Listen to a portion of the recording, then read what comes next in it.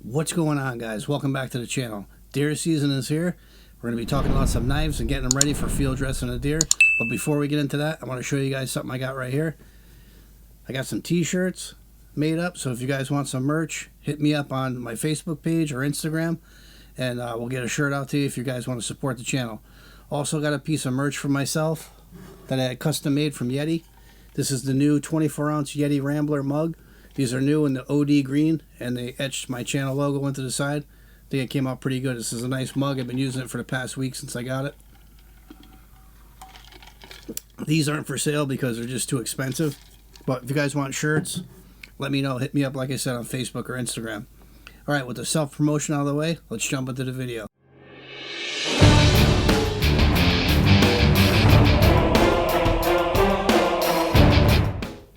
Alright, so today we're going to be talking about knives, getting them ready. You know, what kind of knives you should have in your pack, how to keep them sharp, things I do. These are just tips and things that I do for myself.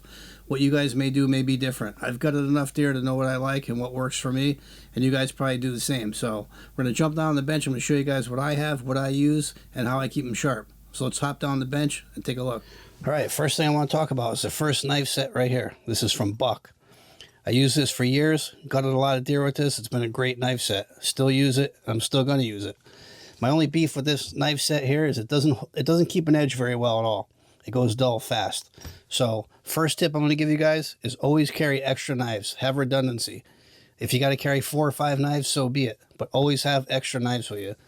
Let's take a look at this kit real quick.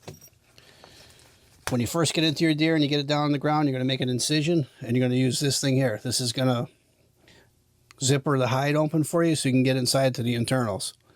So this is your first tool you're going to use. You're going to make an incision, like I said, and then you're going to rip the hide all the way up so you can get inside. Then once you get inside the deer, I like to go to this knife here. This is a nice little caping knife. Do all your fine work. Get everything on the inside cut and freed up from the hide. Cut the windpipe. This thing works great and get nice little spots with it. It's very sharp, like a scalpel. These knives need some work though. They need to be reprofiled and resharpened. But this knife here does a lot of the fine work on the inside. And then once you get up by the breastbone, this is a much thicker, meatier, heavier knife.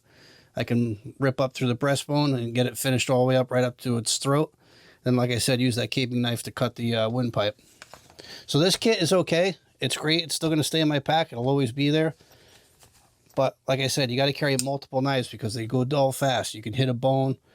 You know, you never know. They can go dull pretty fast on you. But this kit, always have this kit with me because it's got multiple knives in here, so it's good to have. But what I've been using as of late is this knife here. I made the sheath. I made the knife from 1095 steel, the scales, everything. I made this entire knife from scratch. And I have bluing on there. I put the gun bluing on there just to, you know, help with the finish. And as you can see, it's got a lot of character to it because I've gutted a lot of deer with this. This thing's been out in the weather. It's been in my pack. It's been in my truck. It's just it's a workhorse of a knife though because it's 1095 steel and these things hold an edge like you wouldn't believe. That's why I like using 1095. It's a sheep's foot design. Put my finger like that. Do fine work with it. I can open the hide with it. I can get in there, do everything I need to do with this knife, and I do 95% of my processing with this little knife on a deer. The other knives are just for backup. This knife here does the lion's share of the work. How I keep everything sharp and nice and in line and in shape is with this machine right here. This is the Ken Onion from Worksharp. This machine here is fantastic. You can reprofile, put any kind of edge you want on a knife, any angle you want. Just a great, great machine. Right now, I just got, I'm waiting on some belts. Once I get some belts for it, I'm going to do a video and show you guys how to sharpen your knives and keep them sharp. Once I do everything on here, preliminary work, then I'll go over to my strap and I'll hit it with a leather strap and get it really super razor sharp. So when you put that blade to your skin, it's just going to pop hairs right off. That's how sharp it gets it. But this machine is variable speed. I mean, you could customize how you want your blade sharpened with this machine. And it's just a great machine. I've been using it for a while. I had this machine for probably 4 or 5 years now. And like I said, I keep all my knives sharp with it. All right, so the main point of this whole thing here is to carry extra blades with you. Make sure you have extra knives with you for redundancy. Have a good sharpening system at hand. so you can keep your blade sharp at all times. Those are the key factors, guys. When you're going deer hunting and you're going to process deer, have multiple knives with you. Whatever works for you, whatever you have in your system, have multiple knives and have a good sharpening system. And also take something out in the field with you, so when you're out in the field, you can do a quick sharpening while you're out there. I have a field sharpener in my pack that I take with me just to keep the edge, you know, perfectly sharp while I'm out in the field, in case it's got to be tuned up. If you hit a bone or something in the deer, you can tune it up. But that's the basic gist of it, guys. Multiple knives, good sharpening system, you'll be good to go for deer season. All right, we're going to hop off for some final thoughts. All right, quick little recap here. Just always keep a sharp knife.